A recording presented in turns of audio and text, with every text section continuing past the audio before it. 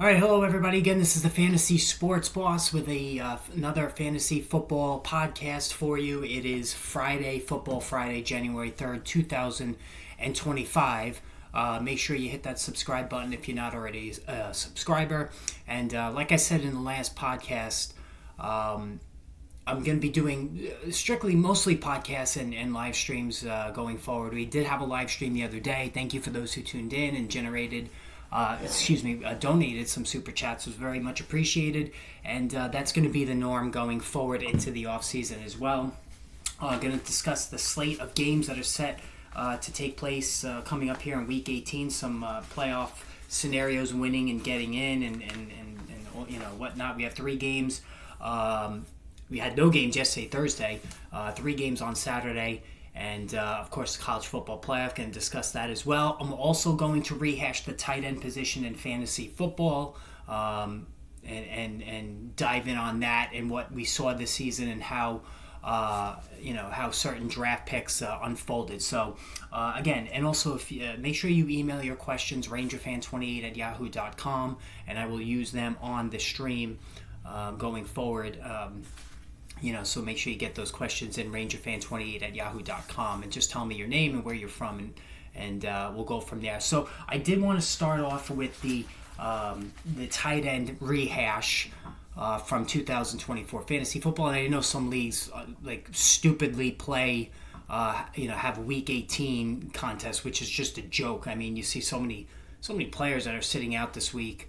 There's no reason for a fantasy league to go this far into the season, but we say it every year, and that's why I'm not really covering this week because there shouldn't be anything to cover. Like, the season should be over for everybody. But as far as the tight end position, so every year the tight end position is one of those things that you draw a line in the sand. The fantasy industry draws a line in the sand and makes a stand on it in terms of whether to use a early round, first round, maybe even pick on the position, given its historical shallow nature, or you look for some value later on in the draft. Now, the last couple of years, really the last 5 to 7 years, Travis Kelce has been the guy who's necessitated a first round pick and generally has paid off. Now, especially a couple of years ago when he just blew away the field by more than 100 PPR points. Now, the general consensus, and when you look at the historical trends of teams, fantasy teams, and how they're constructed when they use a first round pick on a tight end, it often doesn't end well.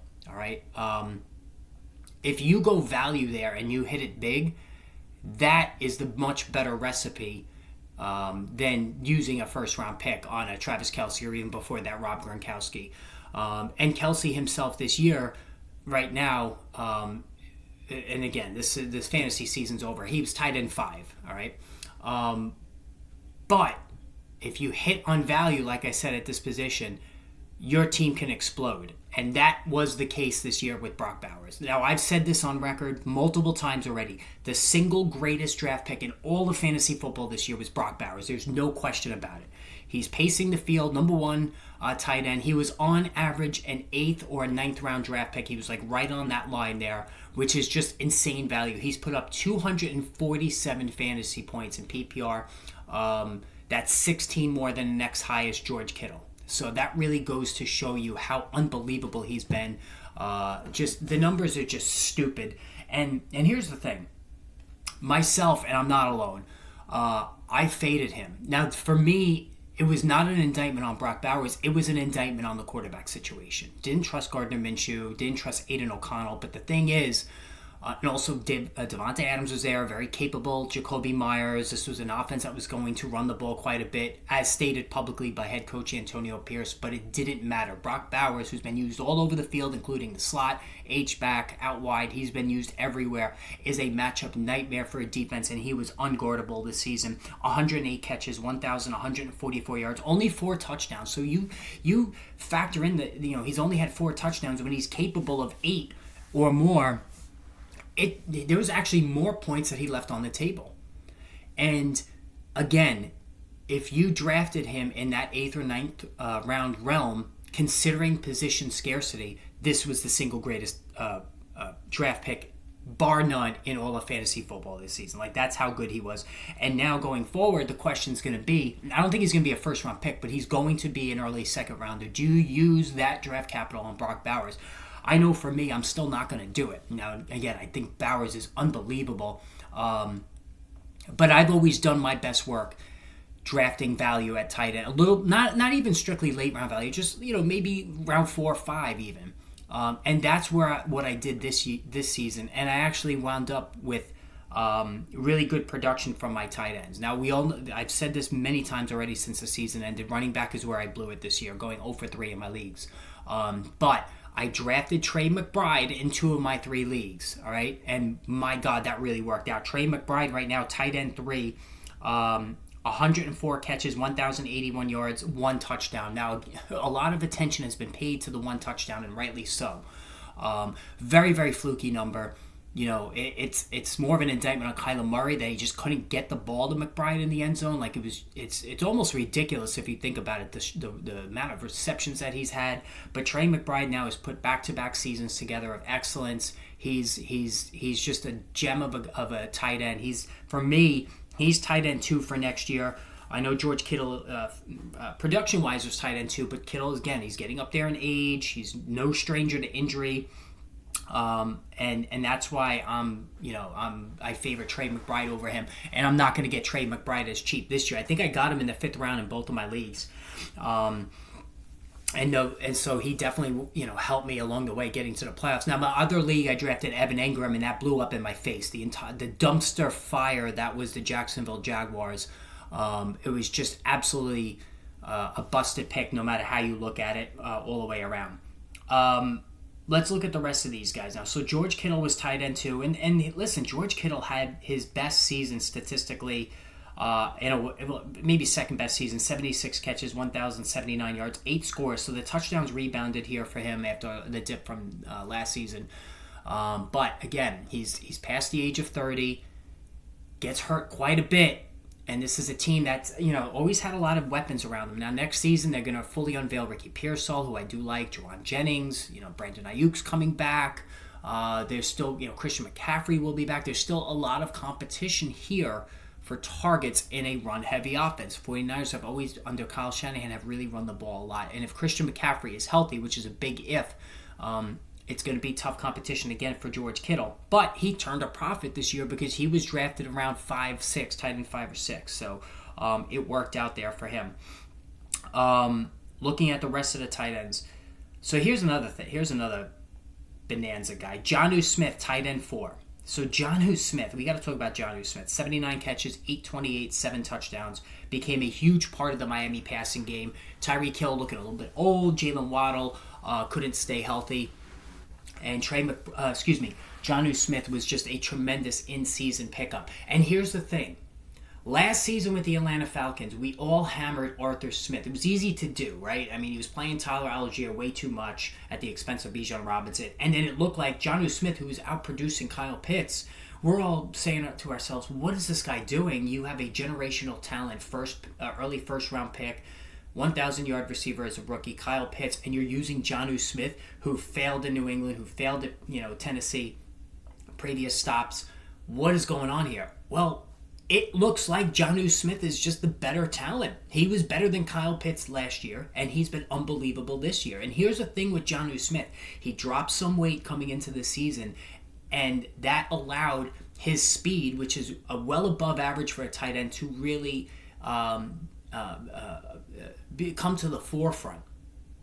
All right, so Jonnu Smith, the Dolphins, and you have a very accurate quarterback in Tua Tagovailoa who excels in that short to intermediate range, which is where Jonnu Smith does most of his damage. Jonnu Smith was a yards after the catch dynamo at tight end, as good as anybody other than maybe George Kittle.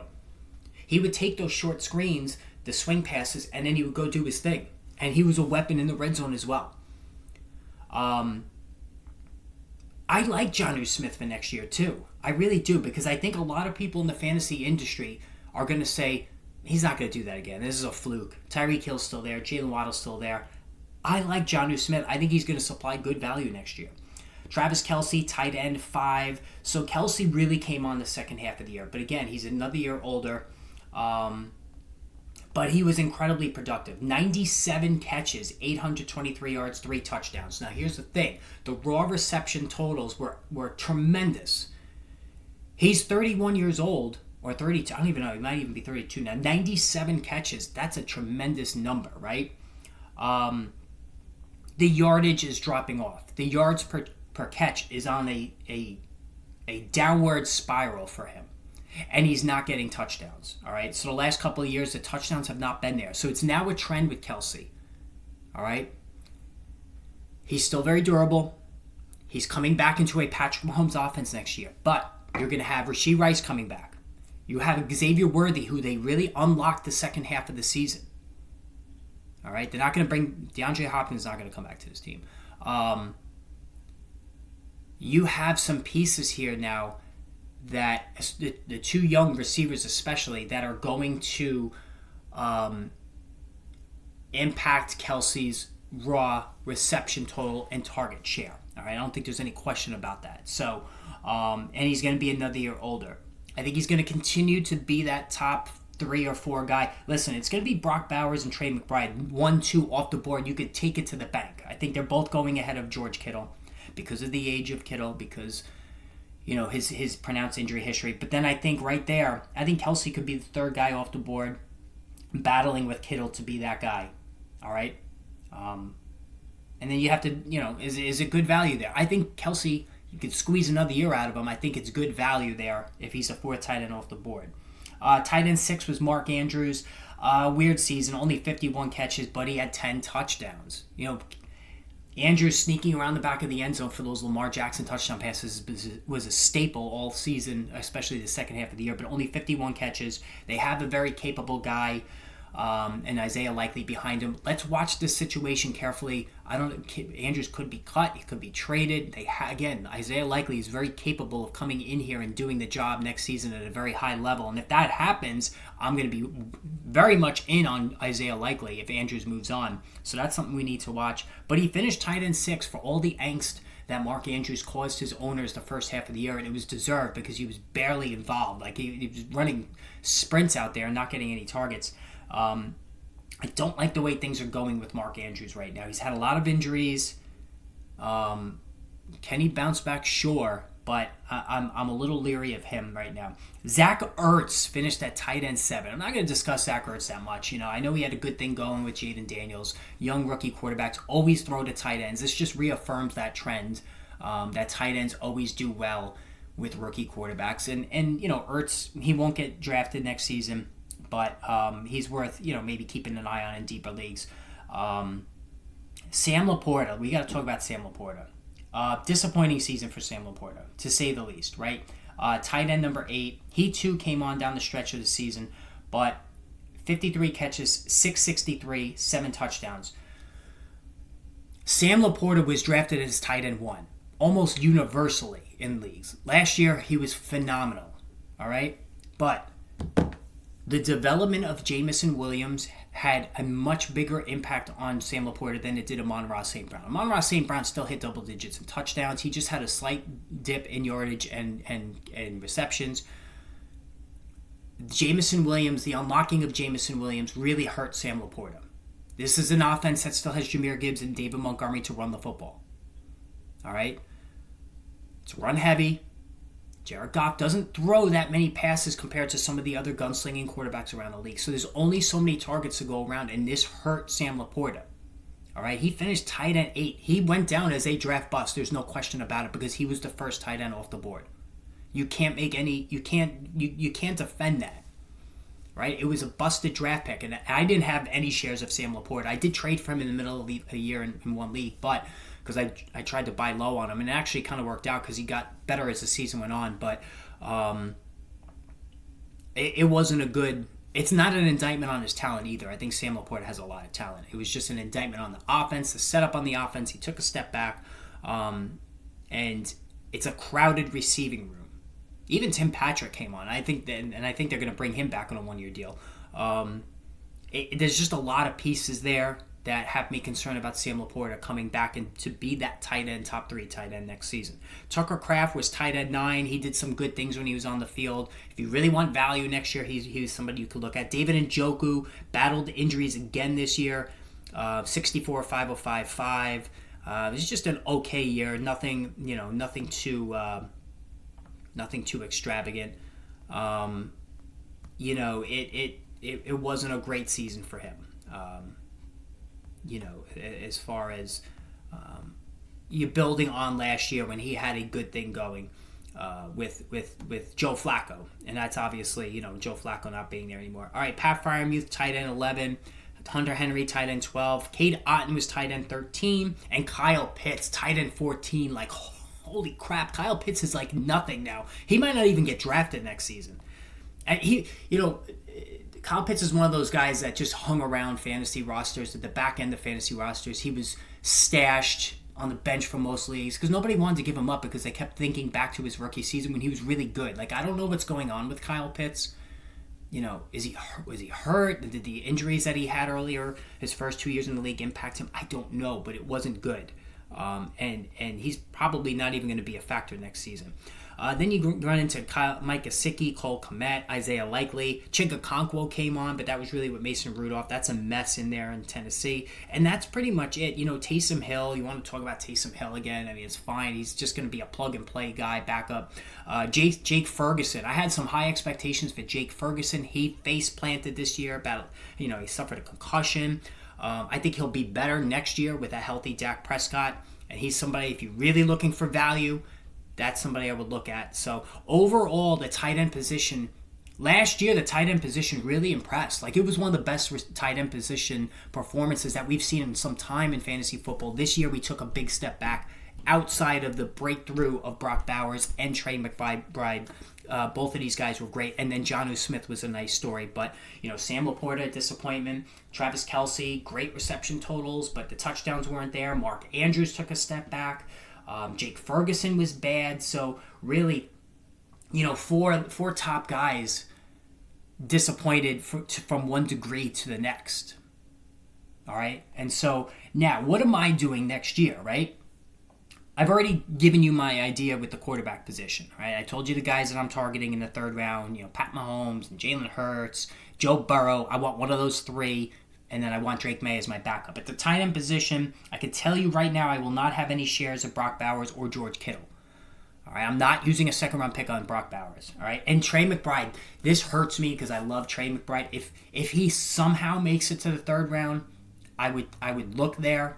Brock Bowers is not going to make it to the third round. If Trey McBride makes it to the third round, I might hold off the quarterback for 1 round and take a shot on Trey McBride. Like, if I go running back, receiver, first 2 rounds, Trey McBride's there in the third round, I might make that move because he's gonna regress positively in the touchdown department. And when you combine that with all those receptions, he could easily be tight end 1 next year, right? If he catches 5 touchdowns this year, he passes Brock Bowers. So maybe I would look there. Kelce in the 4th round. Kelce, sure. Like, I would look at Kelce in the 4th round. I'm not apt to take Mark Andrews, Sam Laporta, if he drops, maybe. But more likely, I'm going to be looking at value, and I'm really in on Jonnu Smith. I think Jonnu Smith is going to be terrific again next year from the jump. I think the Dolphins, Mike McDaniel, if he does come back as the coach, because there's some rumors he may not come back. I think Mike McDaniel knows what he has with Jonnu Smith, and that could be a thing that he's going to continue to go in on. I have to tell you, that's it. If Mark Andrews is moved, I'm all in on Isaiah Likely. In fact, I'll tell you this right now. If Mark Andrews is traded or cut, I'm going to draft Isaiah Likely wherever I can. I think he's going to be absolutely insane next year with Mark Andrews out of the way. That's it. Like, honestly, this is really an ugly position. It's looking ugly again outside of the 2 young guys at the top. So just to rehash, Trey McBride, I would look at in the 3rd round. I would consider it. In the 4th round, Travis Kelce. At that spot, I would consider it. Jonnu Smith, though, is going to be my target. Sam Laporta, like I said, Kelce or Laporta. Round 4, Kelce. Round 4, 5 for Laporta, I would consider it. But Jonnu Smith and Isaiah Likely are the two guys that I would really target as far as value. But that's it. Like, this is looking like a really ugly situation. So it even might be advisable to be a little more aggressive at tight end, just because there's so many question marks. So if Bowers, Kittle, McBride, Kelsey are off the board, and Laporta. So if those five, Laporta, Kelsey, Bowers, Kittle, McBride, if they're all off the board, just go real late. Draft a Ferguson late, and then Njoku. All of those guys, after those top five are off the board, and then you could throw Jonnu Smith in there, because he's going to come quite a bit after those top five.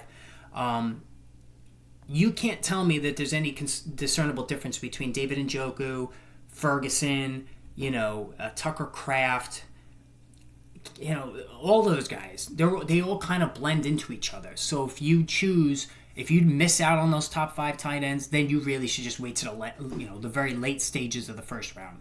The late stages of your draft, because there's no big difference between those guys. So that's my take on the tight end position. Let me know what you think. Post in the comments who worked out for you, who didn't work out for you. All right, that's what I'm curious to hear. All right, so let's look at the schedule now for this week. All right, so we have 3 Saturday games: Ravens and Browns on ABC. That's the first game. Listen, the Ravens, the Browns are a mess. There's even rumors right now that the Browns are kicking the tires on bringing in Kirk Cousins as competition for Deshaun Watson. Like, what a dumpster fire that entire organization has become. Like, they're just as bad as the Giants, honestly. And to give that contract to Deshaun Watson with all of his character flaws and to guarantee the money is just NFL salary cap malpractice. Like, it really is. Like, it's disgusting how bad they blew that whole thing. When you have Baker Mayfield, your failed draft pick, doing what he's doing in Tampa Bay. Right? So the Ravens, obviously, they're 19.5 favorites. Like, there's just really nothing to talk about with this game. If they bring in Kirk Cousins next year, they won't have to pay anything on the contract. I guess it's okay, but that's just an ugly situation. The Bengals against the Steelers. The Bengals are road favorites. Steelers have hit the skids. It would be nice to see the Bengals in the playoffs. I tell you what, if the Bengals get into the playoffs, nobody wants to play them. They can score with anybody in the league. They can go up and down the field with anybody in the league. I don't think there's any question about it. Like, that offense is nuclear. When you have a duo like Jamar Chase and T. Higgins and an emerging speed back who can do it all in Chase Brown with Joe Burrow as a quarterback, it wouldn't shock me in the least if the Bengals start running the table and get to the Super Bowl. That's the upside of this team. And the Steelers, meanwhile, well, Russell Wilson, he started out well. He's starting to skid a little bit. This offense is still a mess. They really need to overhaul this offense in the offseason. I don't think there's any question. And maybe T. Higgins would be somebody that they would consider. Eagles and the Giants. As a Giants fan, this is just a possible worst-case scenario because the Eagles are going to play nobody, no Saquon Barkley, no attempt at Eric Dickerson's record. So if the Giants win this game, they could drop to number 9 in the draft order, as far as number 9. Just a nightmare scenario if you are a Giants fan like myself. For the Eagles, they have nothing to play for. Nick Sirianni, he's at least for now has saved his job. He came into the season with some question marks about whether he was going to be able to hold on to his job. The guy is just a clown, though. Getting into it with fans, like he got into it with Zach Ertz last week. I mean, he has no class. To diss somebody that everybody universally likes and respects, and for what he did for that Eagles organization, Zach Ertz, to diss him at the end of the game a couple of weeks ago is just lowball, classless shit, is what it is. Like, it's Nick Sirianni is just a clown, who thinks he's a football player. All right, and I would love to see nothing more than that guy get fired. Like, it's just a joke that the way he acts on the field, he's just got no class at all. Dolphins and the Jets. Is this the last game for Aaron Rodgers? Tua Tagovailoa not playing in this game again. Does Aaron Rodgers walk away after the season? Listen, Aaron Rodgers is not stupid. He's very perceptive. He knows the Jets are not bringing him back. So whether they cut him, trade him, Devontae Adams as well. The report came out the other day that both Adams and Rodgers are not coming back to the team. So that sets up an interesting scenario for both. Where does Rodgers go? Is he going to be a bridge quarterback somewhere? Because that's really the only option he's going to have if he decides to play, is to be a bridge quarterback on a team that has a young passer. For Devontae Adams, he proved this year that he still has it. He's 32 years old, though. He's getting up there. But if he ends up with the Chiefs, if he ends up, on a team with a pass-first offense, then I would consider him again in fantasy. Falcons and Panthers. Michael Penix Jr., we all laughed and said, what the hell are they doing when they drafted Michael Penix? And this obviously looks to be a move that could save this franchise, because the Kirk Cousins thing didn't work. Quarterbacks who blow out their Achilles. I mean, it looks to be a very poor track record with both Aaron Rodgers and Kirk Cousins not playing great. Although Rodgers has been better than Cousins, and they're going against the Panthers. Bryce Young has one more opportunity to show that he has made some gains heading into his third year in the league next year. There has been signs of progress, like he's gotten better, he's gotten more decisive, he's cutting down on turnovers, but he's still not there yet in terms of justifying the first overall pick. Adam Thielen will be back to lead this receiving core next year. I think Adam Thielen is a good wide receiver 4 who could be your wide receiver 3 on a weekly basis next season. Commanders and Cowboys, nothing more needs to be said about how awesome Jaden Daniels is. He will be the second or third quarterback off the board next year, behind Josh Allen and Lamar Jackson. He's that good. He managed to stay healthy with his slight frame this season. He played smart. He ran out of bounds a lot of times. I really like the way this kid played. Just unbelievable that he's going to torture the Giants now for the next however many years. And the Cowboys, listen, the Cowboys are a mess. They should have never given Dak Prescott that contract. And I've said this. Let me just say this. Your quarterback of your team, you need to ask yourself this question if you're a head coach or a general manager. Can I win a Super Bowl with this guy? If I'm the Jerry Jones, and I know we gave him the big contract, I say, and if I'm being realistic and honest with myself, I cannot win a Super Bowl with Dak Prescott. And so for that, if you answer no, that you cannot win a Super Bowl with your quarterback, you're just wasting time. And they gave all that money to Dak Prescott. And the Arizona Cardinals too. Can they win a Super Bowl with Kyler Murray? I don't think so. So they're just wasting time as well. There's only a handful of quarterbacks in this league that you can say, I can win a Super Bowl with them. Obviously, Patrick Mahomes. Lamar Jackson, I know he hasn't had great success in the playoffs, but you can win a Super Bowl with him. Joe Burrow. Josh Allen. I think you could win a Super Bowl with Jared Goff. Jalen Hurts played well in the Super Bowl. And it's Justin Herbert, I think you can say yes to. Jaden Daniels, you could say yes to. And I think that's almost the list right there. Bo Nix too young, but the signs are good. Russell Wilson, he's past his prime. We're not going to go there. Baker Mayfield, maybe. Everybody else, I'm not going to say yes to. So again, you're just wasting time then with that player. Like Tua Tagovailoa, he came off the bench to win a national championship, but I don't think he can win a Super Bowl. So the Dolphins gave him all that money. They're just wasting time. And that's the situation I think that's facing the Cowboys right now. Packers, Bears, Jordan Love took a step back this year. The Bears are a mess. Caleb Williams, I know the surface numbers are not terrible, but Caleb Williams has not played well. Now, there's been bad coaching. We've seen what that's done to Trevor Lawrence. Ken Williams now, can they get the right coach in here, whether it's Pete Carroll? Mike McCarthy, unbelievably, has been rumored to be connected to this Bears job. They have to get the right coach in here because Caleb Williams, there's a lot of noise around him. There's some immaturity, bad decision making. He's holding the ball way too long. He's taking a ton of sacks, but the ability is there. You can see it. But the same thing I've been saying about Trevor Lawrence, and it hasn't worked. All right? Colts and Jaguars, man, both of these teams, I don't know what the Jaguars are going to do. I mean, I think Trevor Lawrence needs a fresh start. I really do. The Indianapolis Colts, Anthony Richardson, they have to bring him back next year, give it one more year, see if he can make any incremental progress. But the signs are all bad. His accuracy is horrendous. Takes himself out of a game, which is just unfathomable to me that actually happened. Really, really bad sign for the locker room. I almost think when Richardson did that, you can't come back from that. Unless he comes in next year and just blows the top off of it, I don't think you come back from that. Taking yourself out of a game the way he did to catch his breath in a 2-minute drive. That's unforgivable in my opinion. So the Colts, and there's a lot of chatter coming out of that locker room. I don't think Shane Steichen's not in trouble, but that game against the Giants last week, there's a lot of talk now emanating from that. All right, and none of it's good. Bills, Patriots, nothing to gain here for the Bills. The Patriots, Drake May, I really do like Drake May next year. I'm all in on him as far as fantasy is concerned. Buccaneers, Saints. The Saints going to bring back Derek Carr next year. It seems like they're just stuck in neutral. They have aging players. Alvin Kamara, I don't know why Alvin Kamara couldn't last the season.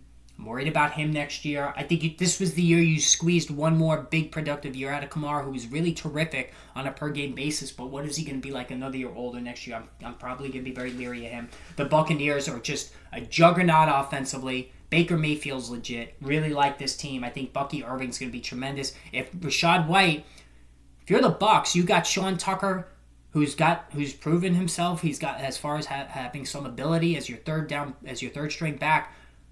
Open up some trade discussions about Rachaad White.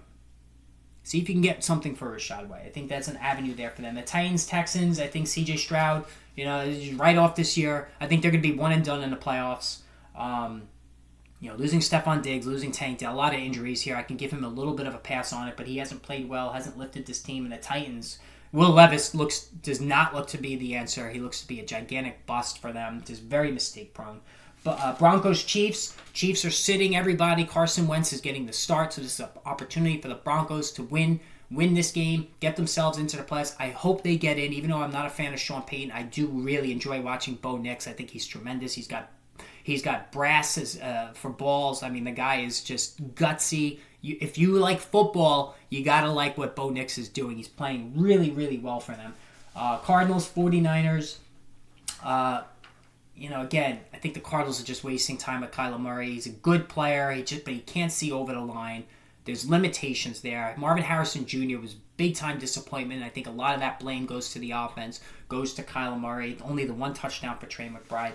49ers, meanwhile, the season was completely torpedoed because of injuries, more than any team in the NFL. The injuries were just that bad that you just couldn't recover from it. Chargers, Raiders, I like the way that, listen, Jim Harbaugh has come in and done his thing. All right, he's got this team playing well. I really like what I'm seeing from this Chargers team. Next year, I think they need to improve the running back situation. Do they go out and get Ginty in the draft? You can't depend on J.K. Dobbins. Gus Edwards is shot. So that's something we need to take a look at there. And then the Raiders, they're going to fire Antonio Pierce, and his parting gift to the team is winning 2 late-season games to take themselves out of the running for Shedeur Sanders, Cam Ward right at the top of the draft. Seahawks, Rams. The Seahawks are interesting to me. The Rams are sitting. Jimmy Garoppolo is going to play over Matthew Stafford, who's taking a rest. The Seahawks, Geno Smith hasn't been bad. The offensive line has been a joke. Jackson Smith-Njigba is now the alpha male. And Jackson Smith-Njigba, I think the presence of DK Metcalf is going to allow Smith-Njigba to slip to the 3rd round of drafts next year, 4th round maybe even. I think that would be a tremendous buying opportunity. So that's something I'm going to watch closely. And then the Lions, Vikings, NBC. This is a big game. I've said this a million times.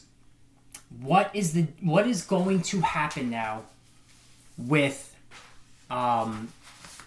Minnesota in the quarterback position? Are they going to trade J.J. McCarthy? Are they going to let Sam Darnold walk? This is a fascinating situation for me, especially as a Giants fan, because, again, I think they should make a trade for J.J. McCarthy. I think they're almost boxed into a corner now talking about the Vikings to have to bring back Sam Darnold because he's just played so well. You can't quibble really with anything he's done this year. He really looks like he's taken all of that potential that he had coming out of college, and there was quite a bit of it. Like I liked him as a prospect coming out, has really jumped off the page this season. Like it's really been that good. So that's a fascinating situation for me going forward. All right, college football playoff. They played the Sugar Bowl last night. Notre Dame 23-10 over Georgia. I said this on the podcast the other day. I really think Notre Dame could win the whole thing. Like, this defense is legit. Offense is doing just enough. I really like the way Notre Dame is playing. You know, they're going to have to. You know, Ohio State is playing great as well.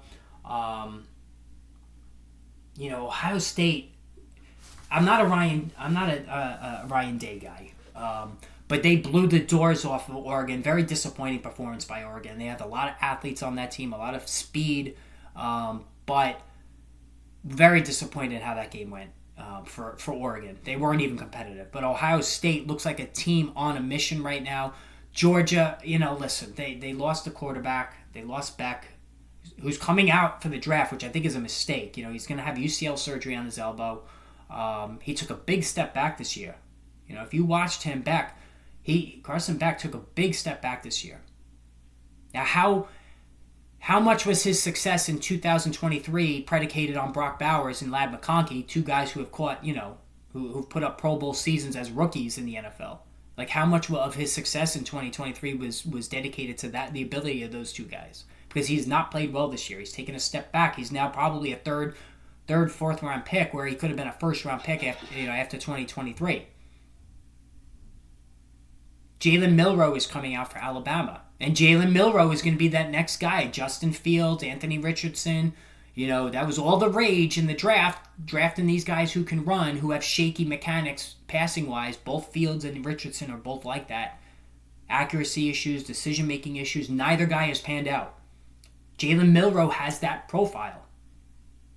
He'll make some unbelievable plays. Tremendous athlete. He's big. He can take hits. I think he's more Lamar. Now, let me just preface this. I'll say he's not that player yet, but his build, his profile athletically is more Lamar Jackson than Justin Fields or Anthony Richardson, who's a little on the light side. So Jalen Milroe could sneak into the late first round. But again, he's that tantalizing prospect. A lot of upside, but a lot of downside. Anthony Richardson, Justin Fields have not panned out. Everybody's looking for that next Josh Allen. Well, Josh Allen is a rarity. A guy with accuracy issues who came into the league, the rare case that improved his accuracy when he got into the NFL. You don't see that often. Guys who have trouble with their accuracy in college don't tend to improve there in the NFL. Hello, Christian Ponder. Hello, Kyle Bowler. Hello, Jamarcus Russell. All right. So Jalen Milroe, you know, that's another name that you have to that's going to be coming out, that maybe a team that doesn't have a top 4 draft pick, a la the New York Giants. And then you have Quinn Ewers.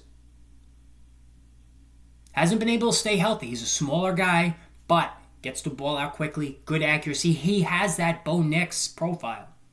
Not the biggest guy in the world, but he's also not durable. He's missed time with injuries each of the last 2 years. But he's held off.